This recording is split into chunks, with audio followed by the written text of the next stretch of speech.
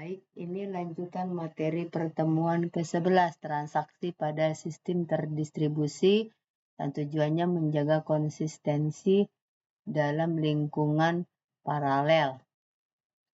Apa itu komputasi paralel? Komputasi paralel adalah teknik memproses tugas secara bersama menggunakan beberapa prosesor atau komputer independen untuk mencapai efisiensi tinggi.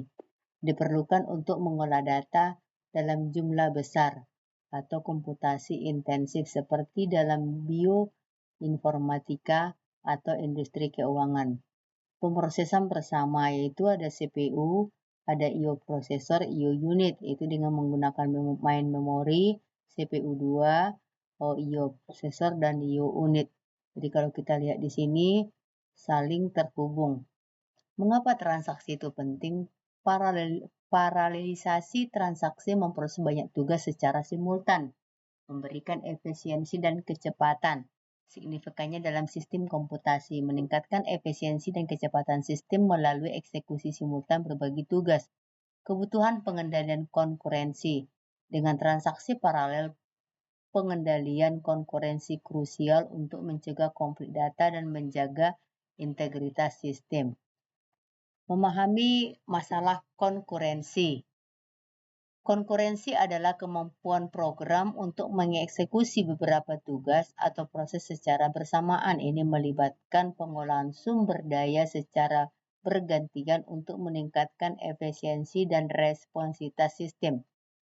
Potensi isu akses bersamaan.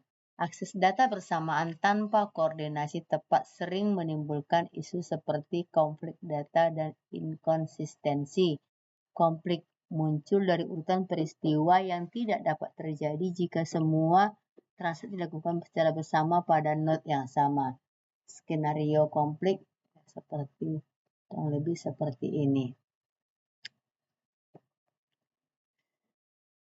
Konflik transaksi paralel, ada istilah dirty read, itu transaksi membaca data yang belum dikomit oleh transaksi lain. Non-repeatable read itu membaca data yang sama dua kali menghasilkan nilai yang berbeda. Loss update itu update satu transaksi ditimpa oleh transaksi lain sebelum dikomit. Phantom read yaitu set baris berubah saat dibaca ulang karena transaksi lain menambah atau menghapus. Studi kasus konflik data dan solusi yaitu teknik konkurensi kontrol seperti locking dan tingkat isolasi transaksi yang tepat. Misalnya, serializable sangat krusial untuk mencegah inkonsistensi dalam data eksekusi paralel, menjaga integritas database. Teknik pengendalian konkurensi. Pendekatan pesimis yaitu yang pertama adalah pendekatan ini mengasumsikan konflik data akan sering terjadi. Oleh karena itu, data dan sumber daya akan dikunci sebelum diakses untuk mencegah konflik. Mekanisme locking lock adalah objek sinkronisasi yang mengatur akses ke sumber daya bersama, memastikan integritas data dalam transaksi. Eksklusif lock hanya satu transaksi yang dapat membaca atau menulis data.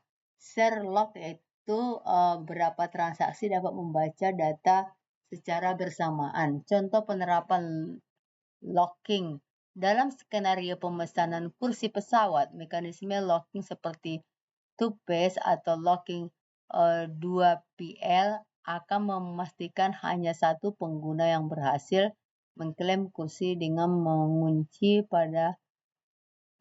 data selama transaksi. Keunggulannya, integritas datanya terjamin, konsistensinya tinggi, mencegah konflik data. Tantangannya, overhead platform, potensi backlog, kompleksitas implementasi.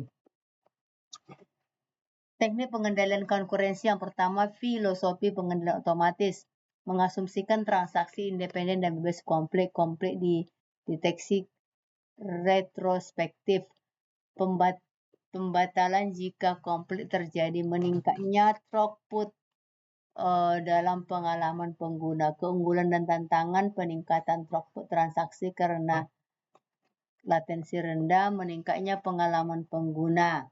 Membutuhkan deteksi konflik canggih, baru potensi pembatalan tinggi saat konflik sering. Fase fasilitasi dan komit. Transaksi dieksekusi kemudian divalidasi dari konflik. Jika valid di komit, jika tidak dibatalkan. Kesimpulan dan implikasi, ringkasan masalah dan solusi, identifikasi masalah data yang terfragmentasi, solusinya integrasi data terpusat, hasilnya meningkatkan efisiensi operasional. Pentingnya konsistensi data, yaitu konsistensi data adalah kunci integritas informasi, memastikan data akurat yang seragam di semua sistem, mengurangi kesalahan dan meningkatkan kepercayaan. Penerapan data dalam sistem nyata, yaitu sistem dapat mengintegrasi dengan cepat modul CRM, ERP, atau SCM. Pemanfaatan API untuk penukaran data real-time dan dashboard analitik untuk memonitoring kinerja. Oke, demikian serasa pertemuan ke-12. Sekian, terima kasih.